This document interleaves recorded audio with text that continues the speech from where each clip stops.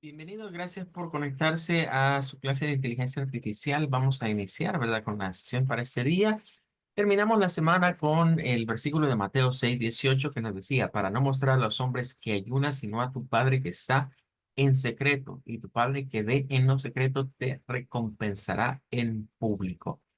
Bueno, aquí es donde confirmamos lo que habíamos dicho anteriormente. En este pasaje, es decir, entre los versículos 16, 17 y 18 de Mateo, Jesús se centró a hablar respecto de lo que es el ayuno. De hecho, el tema es Jesús y el ayuno.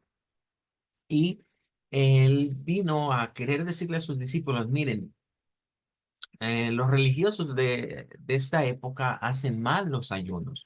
Son ayunos que no están enfocados de la manera correcta. El ayuno debe ser una práctica, un hábito dentro de la vida del creyente que le permita tener comunión para con Dios. Ese es el propósito del ayuno. No es pedirle cosas a Dios, no es tratar de decir, wow, Dios, me voy a sacrificar no comiendo, ¿verdad? Y con eso quiero obtener tu favor. No, no se trata de eso, se trata de entrar en intimidad con Dios, tener un momento en el cual nos dediquemos a ayunar y a orar es lo ideal.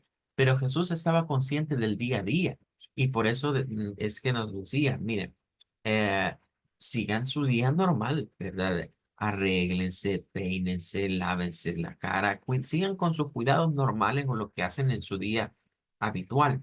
Pero tomen en cuenta que esto solo es algo entre ustedes y Dios. Nadie más debe de saberlo. A los fariseos, saduceos y demás grupos religiosos de la época les gustaba quedar bien delante de la gente, que la gente los alabara, que la gente dijese, esos hombres sí son hombres de Dios, ¿verdad? Son unos santos. Y allí ese es el meollo del asunto. Jesús, conociendo sus corazones, conociendo sus intenciones, sabía que no lo hacían para adorar a Dios, lo hacían para adorarse a sí mismos. Porque la adulación que recibimos de otras personas, hay que tener cuidado, ¿verdad? No hay que creernos todo. Cuando alguien nos adula, hay que poner un freno, ¿verdad? No se nos vaya a subir los humos de que, ay, que soy la gran cosa, ¿verdad? Porque a veces las adulaciones no son tan ciertas. En cierta manera, la adulación esconde detrás a veces un engaño. Y lo vemos en estos mismos religiosos que más adelante se le acercan a Jesús, ¿verdad? Y le comienzan a decir, Raboni, ¿verdad? Maestro, ¿tú qué piensas de esto? ¿Verdad? Como quien dice, te reconocemos como un maestro, pero su intención no era alabar a Jesús, no era exaltarle, sino más bien eh, ponerlo en tela de juicio, ¿verdad? Así que hay que tener cuidado con esas cosas.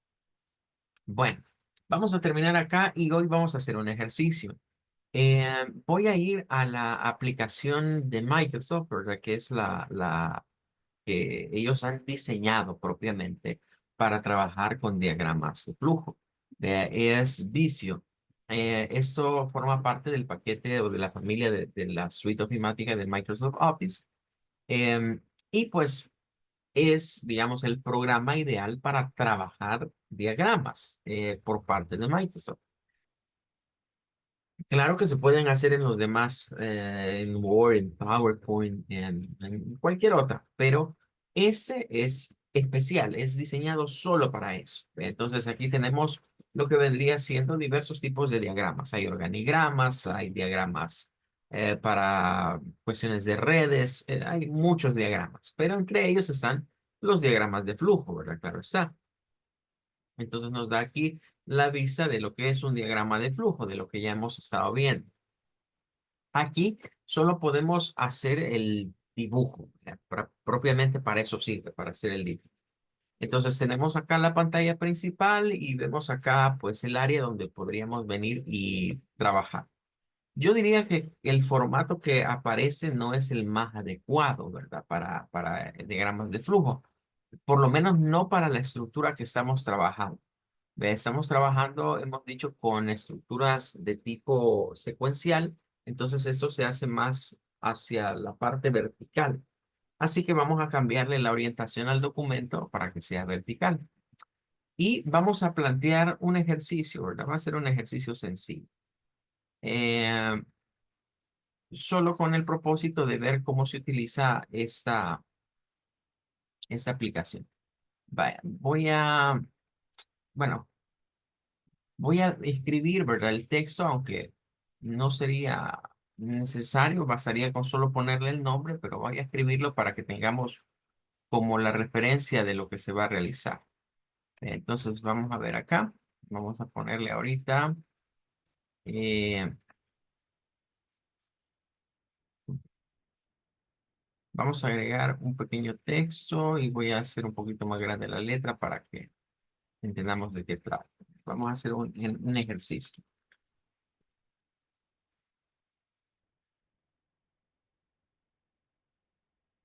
Realmente esto no está, o sea, estos textos están pensados en el diagrama de flujo realmente más que un texto como a agregarse, ¿verdad? Am, Vamos a ver si era mejor. Mejor lo voy a plantear afuera de aquí para no se vea así.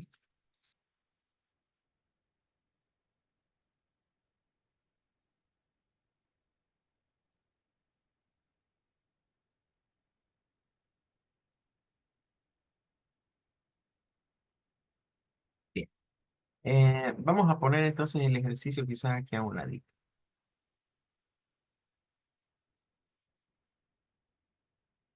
Vamos a poner elaborar un diagrama de flujo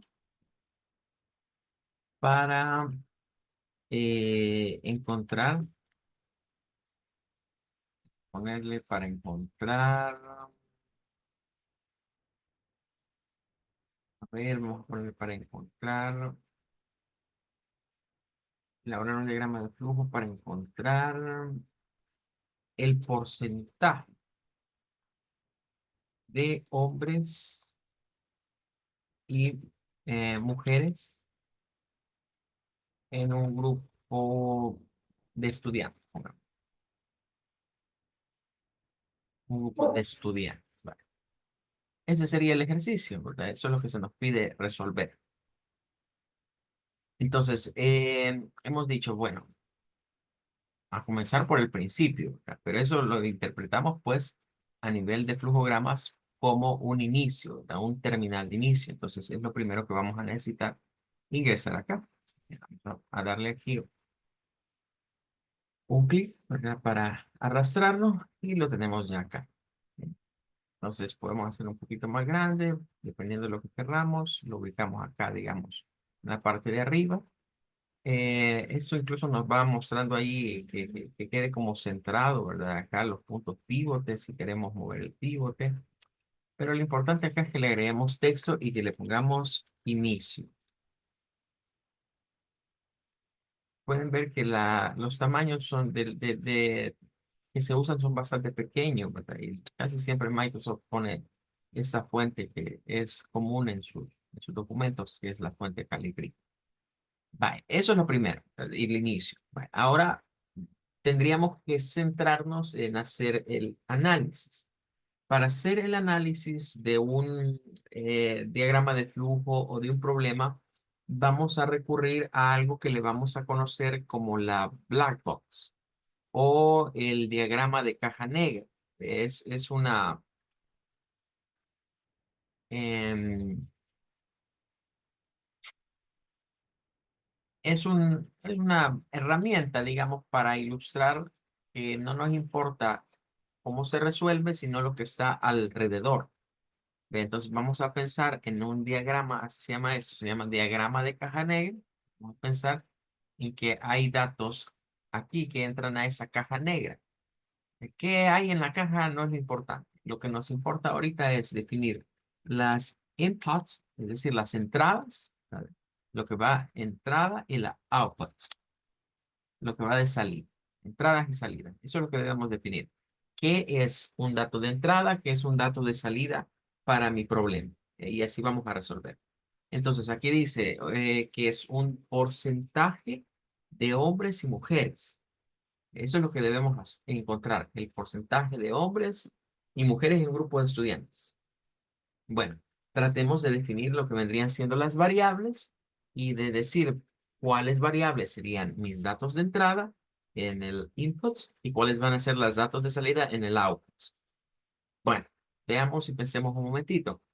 ¿Qué considera usted que podrían ser datos de entrada?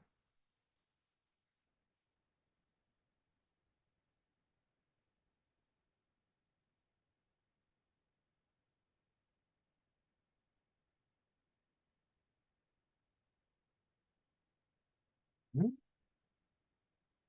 Adelante, Valentina. Me indica de lo que estamos leyendo ahí, ¿qué cree? ¿Cómo podríamos clasificar esos datos?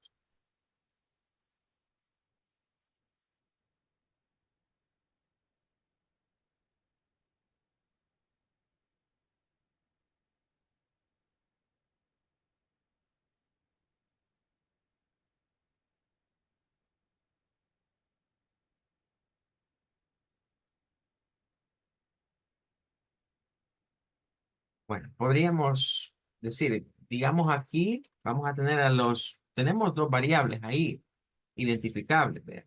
Vamos a ponerle los hombres y las mujeres. Esas serían las variables que identificaríamos, ¿verdad? Son hombres y mujeres. Eso es lo que va a ingresar. En otras palabras, en primer lugar, necesitamos saber cuántos son hombres y cuántos son mujeres. Eh, ¿Y qué es la salida? Bueno, la salida va a ser el porcentaje de hombres y el porcentaje de mujeres. Esa es la salida. O sea, de este lado entran números. Números, digamos los enteros. ¿Ya? Un hombre, dos hombres, tres hombres, cinco, seis, siete mujeres. Eso es lo que entra. Pero del otro lado, lo que va a salir es 10%, 20%, 15%. Eso es lo que va a ir saliendo ahí. Entonces, eso es lo primero que debemos tener claro. ¿Cuáles son mis datos de entrada y cuáles son mis datos de salida? En este caso, tendríamos como datos de entrada cantidades de personas, hombres y mujeres clasificados en ese grupo. Y la salida va a ser porcentaje de esas personas. Es decir, cuánto de la cantidad de hombres, cuál es el porcentaje de hombres, cuál es el porcentaje de mujeres dentro de todo el grupo. Entonces, ahora sí, ya eso es mi caja negra. Pero ahora sí debemos de pensar, bueno, si eso es la caja negra, ahora viene la idea. ¿Qué se va a hacer en esa caja negra? O sea, diríamos acá, bueno, ¿y qué es lo que se va a hacer en esa caja negra para resolver el problema? Porque tiene que hacerse algo. Entonces, vamos a definir acá el proceso. ¿Cuál es el proceso que se debe de seguir? Entonces, nótese que ahorita lo que estamos haciendo nada más es un pequeño análisis del problema. No lo estamos resolviendo, solo lo estamos analizando, clasificando datos de entrada, datos de salida y ahora vamos a hablar acerca de los procesos. ¿Qué procesos voy a seguir? Y esto sí se viene de acá, ¿verdad? ¿Qué es lo que se va a hacer en adentro de esa caja para obtener el porcentaje? Bueno, y en este caso diríamos que vamos a necesitar, en primer lugar, si es un grupo de estudiantes, vamos a necesitar el total de personas, digamos. O sea, cuántos hombres y cuántas mujeres hay. Eso ya va a ser un dato de ingreso. Pero con ese dato de ingreso, ahora debemos de hacer, bueno, el total, o sea, el grupo estaría conformado por los hombres más las mujeres.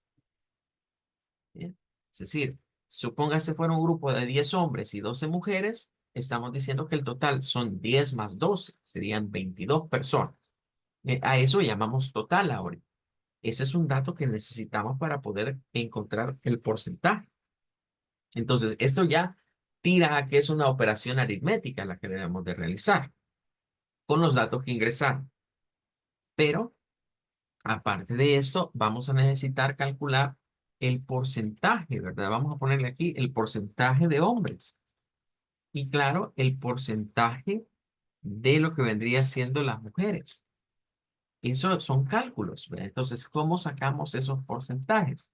Bueno, para esto tendríamos que recurrir a una fórmula, una especie de regla de tres, ¿verdad? En donde vamos a hacer como una operación en la cual vamos a, a multiplicar y a dividir al mismo tiempo, ¿verdad? O sea, son dos cosas las que estaríamos haciendo para resolver, digamos, esto. Estaríamos hablando, bueno, para el porcentaje de hombres, ¿verdad? Yo voy a necesitar, por ejemplo, conocer cuántos hombres son, ¿ya?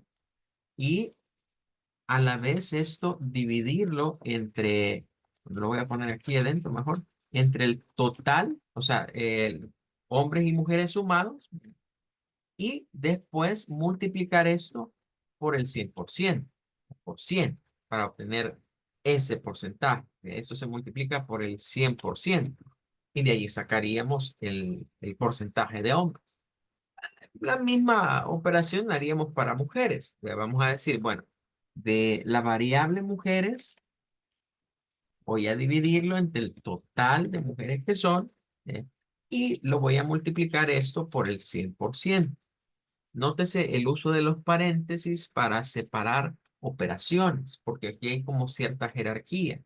Aunque al llevarlo, digamos, a la programación, siempre, bueno, multiplicación y división no da problema, pero cuando sean sumas sí hay que tener cuidado. La suma, la resta, tienen menor jerarquía que la multiplicación y la división. En otras palabras, aquí podríamos quitar los paréntesis y saldría la misma respuesta al final de cuentas. Pero dejemos los paréntesis nada más como para irnos guiando de lo que estamos haciendo y no perderlo. Vale, entonces, con eso, lo que hemos hecho allí es básicamente el análisis para resolver el problema. Entonces, antes de hacer un algoritmo, antes de hacer un flujograma, se recomienda hacer este análisis. Usted viene, hace un diagrama de caja negra. El diagrama de caja negra, primero usted tiene que ubicar, bueno, qué datos ingresan, qué datos van a salir, lo que necesito y lo que me piden a lo que llegue. Y claro, la caja negra en un primer instante le dice a usted, no sabemos qué hay allí, eso está oculto. ¿Cómo se resuelve? No se sabe. Pero después debemos de centrarnos en pensar, bueno, qué operaciones, qué procedimientos debemos de realizar con los datos de entrada para que se conviertan en los datos de salida. Y en este caso, pues estaríamos hablando básicamente de tres operaciones. Hoy que sabemos esto, como el ejercicio no nos dice, mire, el ingreso, el input es a través de un teclado, no nos dice es a través de dónde, pues vamos a usar el icono estándar. Ya habíamos dicho que es este. Entonces vamos a arrastrarlo acá y ahí tendríamos ya este icono. Ahora bien, acá es de reconocer que debemos tomar en cuenta que incluso este es bastante, yo lo jalé de ella, pero si yo me pongo aquí, o sea, una de las situaciones que Vicio tiene, que si me pongo acá, me da las opciones automáticamente de que quiero seguir. Si quiero seguir con un proceso, si voy a seguir con una decisión, si voy a un subproceso o si es el terminal, digamos, de fin. Entonces, podemos de una sola vez ubicarnos acá, en la parte baja, o incluso acá a un ladito, si lo queremos hacer lateral, se puede. Bien, entonces vamos a ubicar acá que lo que queremos es una entrada en este caso. Entonces, pero notemos que aquí no aparece el de la entrada. Entonces hay que ir acá, llevarlo aquí, y luego pues vamos a venir acá va a ser necesario hacer la conexión, ¿verdad? Entre estos. Entonces vamos aquí al icono de conector, ya nos ubicamos acá y nos ubicamos acá y automáticamente ya se conecta. Es importante conectar, porque si no están conectados, entonces no estamos diciendo cuál es el siguiente paso. Vale, ahora que ya estamos así, vamos a escribir acá. Bueno, ¿qué es la entrada? Vamos a necesitar dos variables, ¿verdad? Allá le pusimos hombres o mujeres. Aquí podríamos decir la H y la M. Podría ser. Otro podría decir, bueno, puedo usar, por ejemplo, número de hombres. Número de hombres. O podemos usar la otra número de mujeres.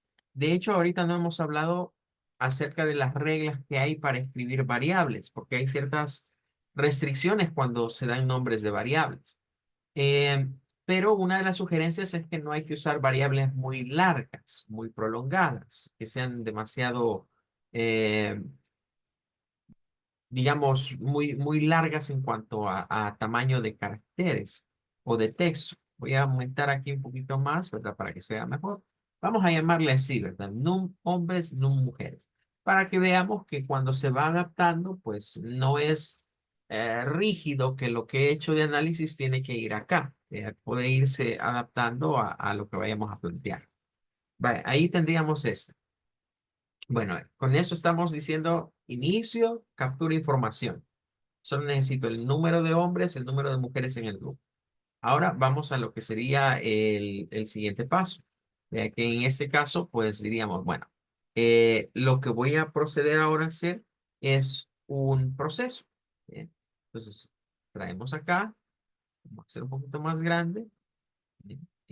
Recomiendo, para no olvidarlo, ¿verdad? Después de haberlo insertado, mejor conectarlo, porque si no, a veces uno se olvida después, al estar llenando las cosas, de hacer las conexiones.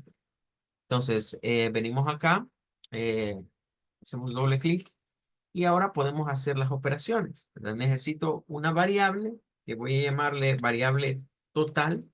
Ahorita estas variables no están siendo definidas. Vamos a ver más adelante que algunos lenguajes de programación requieren, antes de comenzar a usar las variables, que las variables se definan. Definir una variable implica decir el tipo de datos que va a almacenar esa variable. Si va a almacenar una cadena de texto, si va a almacenar un número, si va a almacenar un número en punto flotante, y a eso le vamos a conocer como los números con puntos decimales, si va a ser una variable lógica, es decir, algunos lenguajes, pero eso ya es parte específica del lenguaje de programación. Ahí es donde decimos que el algoritmo y el flujograma se distancia un poco y no entra en esos detalles, ¿vea? Sino que es algo más general.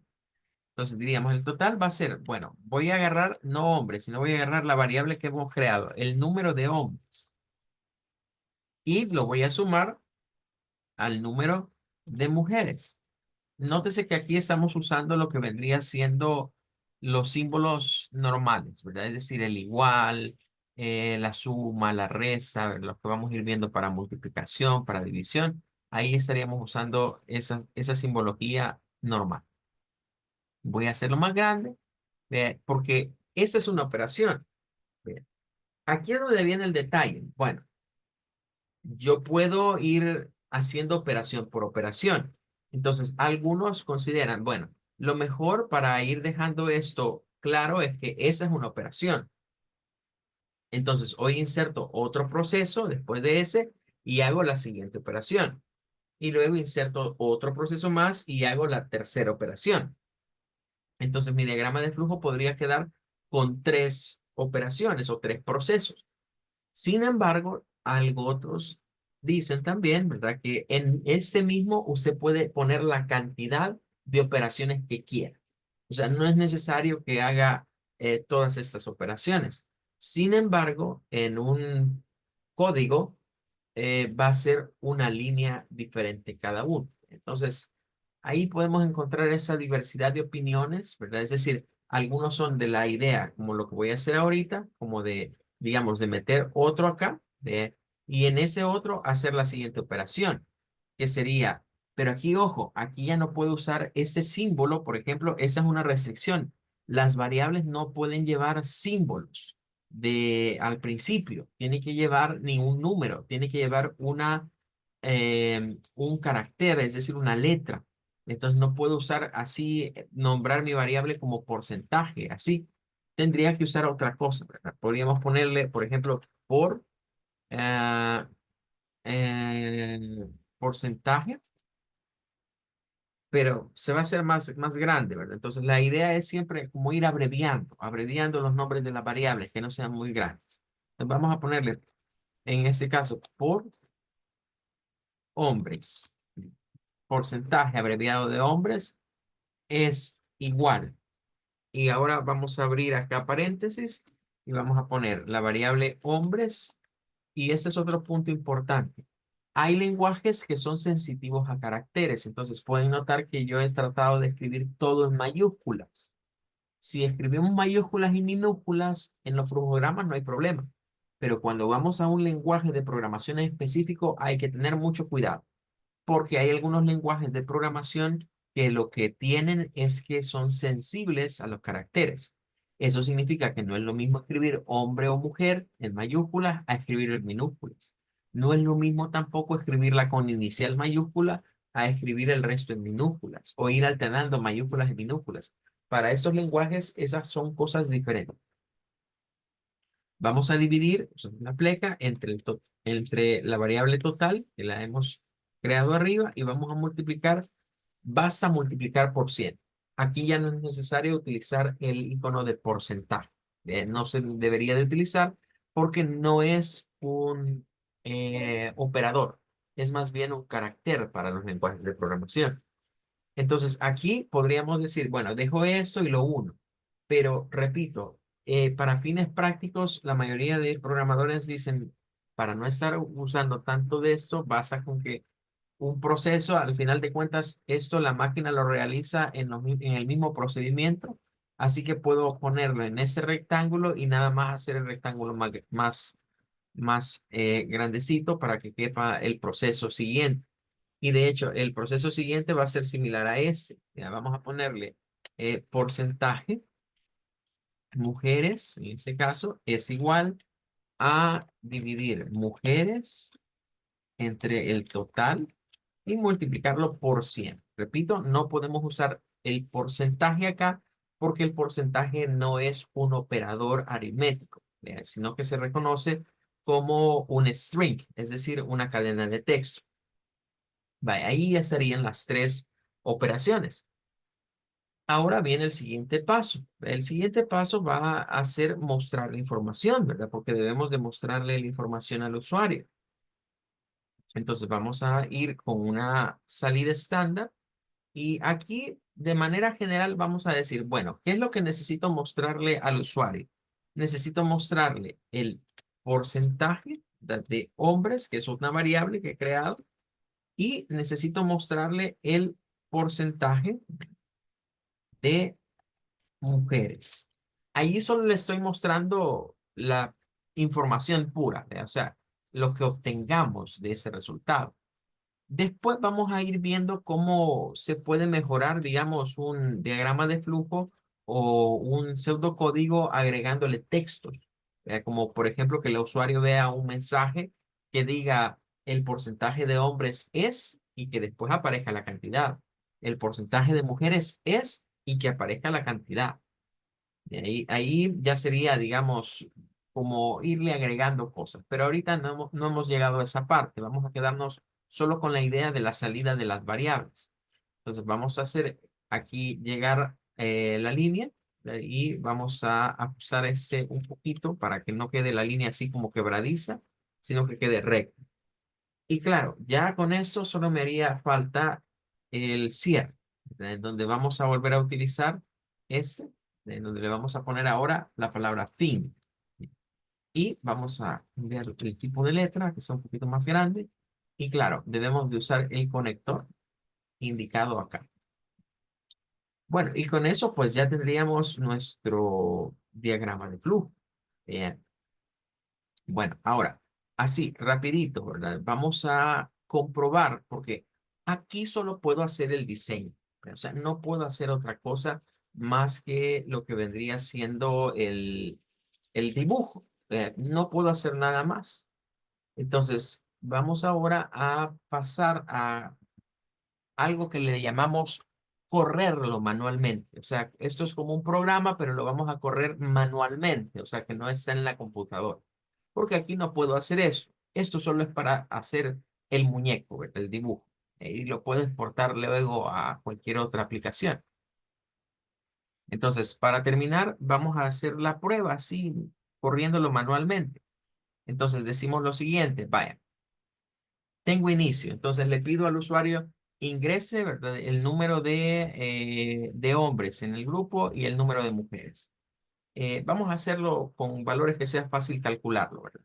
Entonces digamos que hay que hay las proporciones de aquí de El Salvador, que sería decir, bueno, hay 40 hombres, ¿verdad? Hay 40 hombres, ponerle, y hay 60 mujeres, ¿ya? Porque ese es más o menos acá los valores que suelen haber. Entonces, digamos que es 60. 40 hombres, 60 mujeres. Vaya, entonces, ¿qué sucede acá? En el total, ¿verdad? En la variable total, lo que se va a venir a hacer una vez se captura, que son 40, se introducen los números, lo que va a venir a suceder acá es que el total, vea, se va a convertir el número de hombres, agarra el dato, que es el número 40, más lo que sería el dato de las mujeres, que sería el número 60. Entonces, en este momento se suma eso y significa que la variable total se le asigna el valor de 100, que es la suma de los dos que hemos ingresado. Luego, ¿verdad? Viene la variable de porcentaje de hombres y en esta variable ocurre que se ingresa lo siguiente. Tenemos el total de hombres, que son 40, entre lo que sería 100 multiplicado, ¿verdad? Por 100. Esa es la operación. Como puse valores que redondearan al 100 para no andar mucho haciendo los cálculos y perdiéndonos, es obvio que eso va a dar 40. Bien. Pero eso sería el 40% realmente. Entonces, ahí es donde decimos, abajo quizás faltaría que le agreguemos algo que diga, ese es el porcentaje de hombres y que se agregue ese 40% ahí, el símbolo del porcentaje, por así decirlo. Pero eso lo vamos a ver más adelante, cómo se pueden mezclar los resultados de mis variables con el símbolo de porcentaje. Y ahora iríamos a el porcentaje, ¿verdad? De lo que son las mujeres. Y diríamos, bueno, esto es igual a decir el 60 entre 100, ¿vean? Multiplicado por 100. Y que nos daría pues el 60%. Entonces lo que estamos haciendo es el corrido manual, digamos, del flujograma. Significa que aquí los resultados van a ser 40%, ¿verdad? De lo que vendrían siendo hombres y 60% de mujeres. ¿Sí? Entonces ahí es donde estamos comprobando. Si lo hacemos, digamos, con otros valores, igual va a pegar. Si pusiéramos que son 4 y 6, 10 y 20, solo sería de ir haciendo los cálculos y el flujograma cumple con la regla que hemos dicho que un flujograma se corre dos o más veces y los resultados siempre van a ser iguales, no que van a ser las mismas cantidades, sino que siempre se va a llegar a obtener el porcentaje convertido, ¿verdad? De hombres y mujeres. Bueno, con eso estaríamos entonces terminando la clase del día de hoy y cerrando también esta semana. Y tendríamos ya un ejemplo de cómo hacer diagramas de flujo en un software que nada más es para eso, para hacer el muñeco o el dibujo propiamente, el muy flujograma. Les deseo que pasen un feliz fin de semana y nos vemos primero Dios el día lunes.